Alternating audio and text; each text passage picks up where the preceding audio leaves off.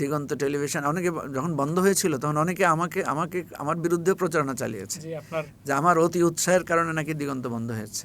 আমার যে সহকর্মীরা ভুল করে ক্রেডিট নেওয়ার জন্য তাড়াহুড়ো করে গিয়ে এটা নিষেধাজ্ঞা প্রত্যাহার করিয়েছেন, ওনারা তো দিগন্ত কীভাবে হয়েছেন জানেন না। এই দিগন্তের নিষেধাজ্ঞা প্রত্যাহার বা যাতে যত আলোচনা হচ্ছে সেখানে দেখলো আমার সাথে কোনো আলোচনাই করা হয় নাই। তো দিগন্তকে নিয়ে আমাকে কেন্দ্র করে অনেক অপপ্রচার হয়েছে, অনেক মিথ্যাচার হয়েছে। আমি অনেক ধৈর্য ধরেছি। আমি জানতাম যে একদিন না একদিন সত্যগুলো প্রকাশিত হবে। Diganta is going to be dead case, মানে নিশ্চিত, মানে অনিশ্চয়তার দিকে এটা চলে যাচ্ছে এবং এটা অলরেডি চলে গেছে বলা যায়। দিগন্ত টেলিভিশন কি ক্লোজড? দিগন্ত টেলিভিশন অ্যাকচুয়ালি এটা একটা খুবই বেদনাদায়ক অধ্যায়। দিগন্ত টেলিভিশন চালু হওয়ার একটা সুবর্ণ সুযোগ, সুবর্ণ অধ্যায় শুরু হওয়ার মানে কথা ছিল, সেটা হয় নাই। এটা না হওয়ার পেছনে অ্যাকচুয়ালি এখানে ম্যানেজমেন্টের গ্যাপ যেটা আমি দেখি আর কি। এখানে যারা এখন এটা পরিচালনার দায়িত্বে আছেন তাদের ব্যর্থতা বলবো, নাকি এর পরিচালনার অন্তরালে আরেকটা অংশ আছেন যারা এটাকে অ্যাকচুয়ালি অ্যাক্টিভলি সাপোর্ট দিচ্ছেন, তাদেরও একটা ফেলিওর থাকতে পারে। আর দিগন্তের একটা ক্রিটিক্যাল ইস্যু আছে, সেটা হচ্ছে দিগন্তের যারা ডিরেক্টর, অরিজিনালি স্পন্সর ডিরেক্টর, তারা কিন্তু এখন এটা নিয়ন্ত্রণের সাথে, এটা পরিচালনার সাথে সম্পৃক্ত না। তো যার কারণে এখানে এক ধরনের মানে সিদ্ধান্তহীনতা এখানে আছে। তো দিগন্তকে নিয়ে আমাকে কেন্দ্র করে অনেক অপপ্রচার হয়েছে, অনেক মিথ্যাচার হয়েছে। আমি অনেক ধৈর্য ধরেছি। আমি জানতাম যে একদিন না একদিন সত্যগুলো প্রকাশিত হবে।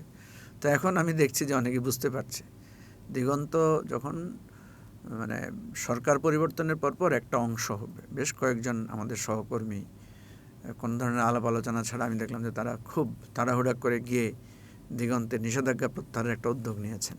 সেখানে লাইভে তো আপনাকেও দেখা গিয়েছিল। হ্যাঁ, লাইভে তো আপনাকেও দেখা গিয়েছিল, মানে যখন ওই প্রচারে বাধা নেই এমন একটা ইয়ে আসছিল, তখন দেখা গেছে যে আপনিও ছিলেন ওখানে। না প্রচারে আমিরুল মোমিন মানিক লাইভ করছিল। না, আমি ছিলাম না সেখানে। আমিরুল মোমিন মানিকের নেতৃত্বে ওনারা গিয়েছিলেন। জি জি, ঠিক আছে, ওনারা গিয়ে আমার যেটা অভিমত ছিল, আমার কাছে কেউ জিজ্ঞেস করে নাই, মানে এটাও এক ধরনের আমার কাছে মানে অভদ্রতা মনে হয়েছে। দিগন্তের অ্যাকচুয়ালি মানে এখন যদি কেউ বৈধ স্টাফ থাকে, আমি আছি একমাত্র। মানে এখন আমি দিগন্তের উপনির্বাহী পরিচালক। তো অনেক সবারই তো আপনার চাকরি নানাভাবে চলে গেছে। আমি কিন্তু স্টিল নাও এখন উপনির্বাহী পরিচালক আছি। কিন্তু দেখা গেছে যে মানে সরকার পরিবর্তনের পরে এই দিগন্তের নিষেধাজ্ঞা প্রত্যাহার বা যাতে যত আলোচনা হচ্ছে সেখানে দেখলো আমার সাথে কোনো আলোচনাই করা হয় নাই। এটা হয়তো রাজনৈতিক কারণে ওনারা করেন নাই, সেটা হতে পারে। কারণ দিগন্ত টেলিভিশন অ্যাকচুয়ালি এটা একটা ব্যক্তি মালিকানাধীন প্রতিষ্ঠান। ঠিক আছে, এটা ব্যক্তি মালিকানাধীন প্রতিষ্ঠান, বাট এটার যে শেয়ার হোল্ডাররা আছেন বা এটার যে ডিরেক্টররা আছেন, তাদের একটা বড় অংশ লোকেরা জামাতের রাজনীতির সাথে সম্পৃক্ত।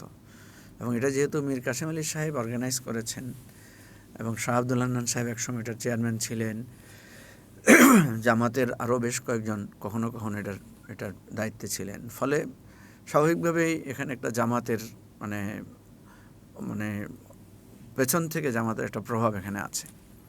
তো আমি যেহেতু জামাতের সাথে নাই, সেহেতু হয়তো ওনারা আমার সাথে আর এটা নিয়ে মানে আমার সাথে পরামর্শ করাটাকে গুরুত্বপূর্ণ মনে করেন নাই। তা আমি তখন বলেছিলাম, আমাদের সাংবাদিক সহকর্মীরা আছে তাদেরকে বলেছিলাম যে দিগন্তের নিষেধাজ্ঞা প্রত্যাহারের তো কোনো আবেদন করার দরকার নাই, কারণ দিগন্তকে নিষেধাজ্ঞা দেওয়া হচ্ছে সম্পূর্ণ অন্যায়ভাবে। আমাদের বিরুদ্ধে কোনো শোকজও করা হয় নাই, আমাদের লাইসেন্সও বাতিল করা হয় নাই। সরকার একটা সাময়িক নিষেধাজ্ঞা দিয়েছে, না সাময়িক নিষেধাজ্ঞা তারাই প্রত্যাহার করবে এবং দিগন্ত চালু করার দায়িত্ব সরকারের। কারণ এটা বন্ধ করে সরকার যে অন্যায়টা করেছে, এই অন্যায়ের মানে হতে হবে, সুরাহা হতে হবে। এখন যেটা হয়েছে, আপনি গিয়েই নিষেধাজ্ঞাটা প্রত্যাহার করলেন, কিন্তু এখন আপনি চালু করছেন না। তো চালু না করলে এখন দায়টা কার? পুরো দায়টা তো আপনার উপর চলে আসলো। আমি বলেছিলাম যে আমরা একটা মামলা করা উচিত ছিল, যে দিগন্ত টেলিভিশনকে অন্যায়ভাবে সাসপেন্ড করে এই যে প্রায় 10-12 বছর এতগুলো মানুষের মানে বিনিয়োগের টাকা, এতগুলো মানে মেধাবী কর্মকুশলী কলাকুশলী মানে কর্মকর্তা, নানা ধরনের লোকদেরকে মানে সহায় সম্বলহীন করা হয়েছে।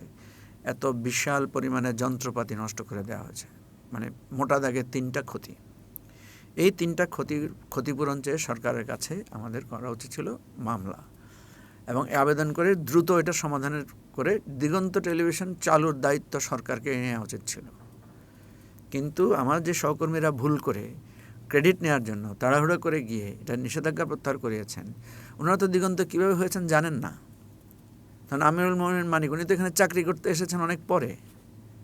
উনি তো দিগন্তের ফাউন্ডিং স্টেজ কীভাবে দিগন্ত পরিচালিত হয়েছে, দিগন্তের আর্থিক এটার সম্পর্কে তো ওনাদের ধারণা নাই। তো ধারণা না থাকলে যেটা হয় ভুলটা করে, সে ভুলটা করেছে। তো দিগন্ত টেলিভিশন পরিচালনার মৌলিক জায়গা থেকে আমরা যে অল্প কয়েকজন জনাব শ্রদ্ধেয় মীর কাসেম আলী সাহেবের সাথে আমরা সম্পৃক্ত ছিলাম, আমরা তো জানি উনি কত কষ্ট করে এটাকে অর্গানাইজ করেছেন। এটা তো সহজ বিষয় না। এবং এটার আভ্যন্তরীণ যেই জায়গা, যেমন অনেকে জানতেও না, এখন হয়তো ওনারা জানেন। দিগন্ত টেলিভিশনের মালিকানা এটা তো বিভিন্ন স্তরে স্তরে এগিয়েছে। এটা তো প্রথমে একটা পত্রিকা ছিল, নয়া দিগন্ত পত্রিকা ছিল একটা মাত্র, মানে এটা কি বলা যায়, উইং। সেটা থেকে মীর কাসেম আলী সাহেব পরে যখন পত্রিকা এস্টাবলিশ করলেন, দেন উনি চিন্তা করলেন যে একটা ইংরেজি পত্রিকা আর একটা টেলিভিশন উনি করবেন। তখন উনি ওনার যে বন্ধুবান্ধবরা আছেন যারা একটু প্রো ন্যাশনালিস্ট, ইসলামিস্ট, এই ধরনের লোকদেরকে উনি করেছেন। এরা অনেকেই জামাতের সাথে সম্পৃক্ত না, যেমন ধরেন আকিজ গ্রুপ, যেমন ধরেন এসালামও এটার সাথে সম্পৃক্ত ছিল। এসালামেরও এখানে বিনিয়োগ আছে দিগন্ত টেলিভিশনে। তারপরে হচ্ছে আপনার বিডি ফুড, তারপরে আপনার বিআরবি কেবল, এই ধরনের বড় বড় শিল্প গ্রুপদের সাথে কাছে উনি আপিল করেছেন। এবং তারা ওনাকে যেহেতু সবাই বিশ্বাস করতেন, ওনাকে পছন্দ করতেন, সবাই সেখানে 3 কোটি, 4 কোটি, 5 কোটি, 2 কোটি যে যার মতো করে সেখানে ইনভেস্ট করেছে। এই যে যিনি এখন দিগন্ত টেলিভিশনের চেয়ারম্যান বা এমডি আছেন, শিব্বির মাহমুদ সাহেব, উনি তো জামাত করেন না। উনি একজন খুবই প্রমিনেন্ট বিজনেসম্যান, বাট খুবই একজন মানে মানে প্রো পিপল মানুষ, যিনি জাতীয়তাবাদী, ধর্মীয় মূল্যবোধে বিশ্বাসী মানুষ। ওনারা মীর কাসেম আলী সাহেবের আহ্বানে এখানে সম্পৃক্ত হয়েছেন, এবং এরা একজনও এখান থেকে একটা সিঙ্গেল পেনি কখনো নেন নাই। ওনারা অবদান দিয়ে গেছেন। ওখানে আপনার জাকির হোসেন সাহেব এবং ওনার একজন ভাই আছেন, ওনারা একদম নিরেট ব্যবসায়ী, অনেক কষ্ট করেছেন ওনারা এই প্রতিষ্ঠানের জন্য। ওনাদের মানে অসীম পরিশ্রম আছে এখানে। ওনারা কখনো এখান থেকে কোনো বেনিফিটও নেন নাই। তো সমস্যা হয়েছে যেটা, যে এই প্রতিষ্ঠানটা কীভাবে গড়ে উঠেছে, এটার পরিচালনটার যে কষ্ট, এই কষ্টটা তো অনেকে জানে না সেটা। এবং মীর কাসেম আলী সাহেব তো আপনার দেশের বাইরে ঘুরে ঘুরে এটার জন্য ফান্ড রেজ করেছেন।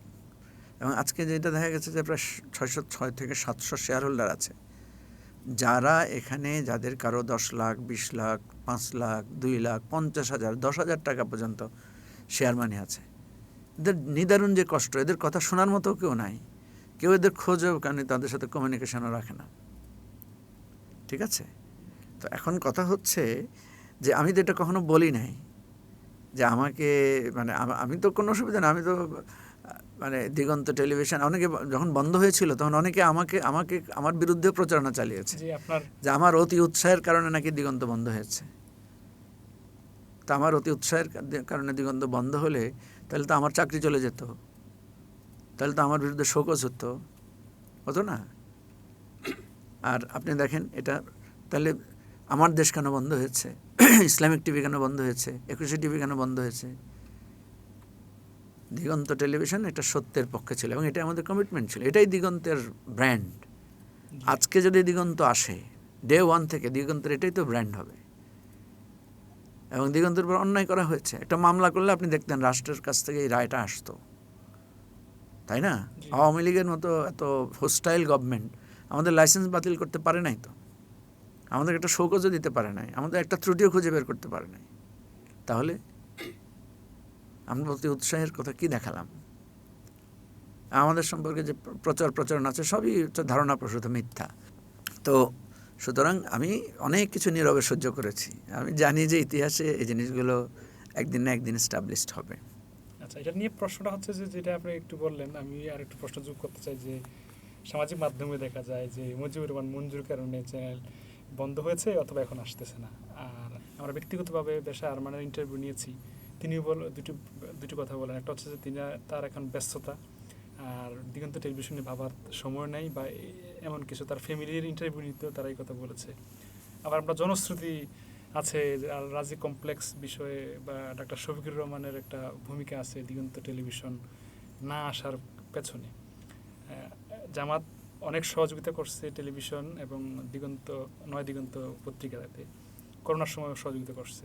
কিন্তু এখন তাদের উদাসীনতার কারণে এখন এই টেলিভিশন আসতেছে না। আসলে আপনার কি মনে হয় যে তিনটে অভিযোগ তিনজনকে না, প্রথম হচ্ছে যে জামাতের এই টেলিভিশন বা পত্রিকা, টেলিভিশন তো এখন অ্যাকচুয়ালি এক্সিস্ট করছে না। নয়া দিগন্ত পত্রিকা এতদিন পর্যন্ত টিকে আছে, এটা জামাতের অর্থনৈতিক সহযোগিতার কারণে টিকে আছে। জামাত নানাভাবে এখানে সহযোগিতা দিয়েছে। একটা সময় ছিল নয়া দিগন্তের মানে প্রায় অনেক দিনের বেতন বাকি ছিল, কেউ কেউ বলেন যে 18 মাসের বেতনও বাকি পড়েছিল। তো জামাতের পক্ষ থেকে ডাক্তার শফিকুর রহমান সাহেব এখানে অনেক উদারতার পরিচয় দিয়েছেন। উনি কিছুটা দায়িত্ব নিয়ে এই সমস্যার সমাধানের উনি চেষ্টা করেছেন।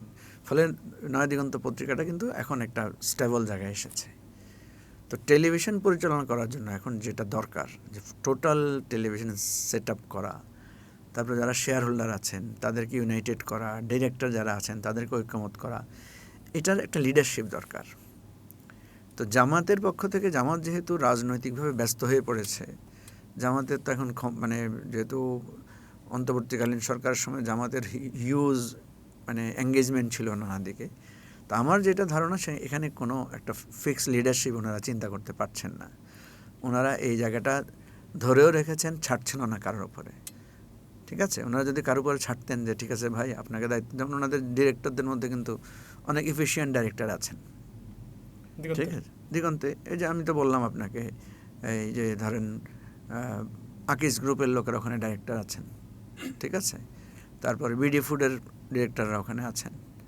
আপনি তো আছেন না, আমি তো স্টাফ। আমি ডাইরেক্টর বলতে বোঝাতে চাচ্ছি যে যারা মালিক, স্পন্সর ডাইরেক্টর, তাদের কথা বলছি। আমি তো ধরেন জাস্ট এখন পর্যন্ত নামে আছি, কিন্তু যেহেতু আমার সাথে এই সমস্ত বিষয়ে কথা বলছেন না, আমার সাথে কনসাল্ট করছেন না, এবং রাজনৈতিকভাবে আমাকে তারা মনে করছেন আমি তাদের বিরুদ্ধে পক্ষে আছি, সুতরাং এটা নিয়ে আমার কোনো ইয়ে নাই। আমি যেহেতু আমার সাথে ওনারা কনসাল্টও করছেন না, আমাকে এই বিষয়ে ইনভলভ করার চিন্তা করছেন না, আমি যেচে পড়ে এটার সাথে আমার ইনভলভ হওয়ার দরকার নাই।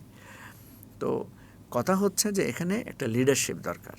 সেই লিডারশিপ কে হবেন?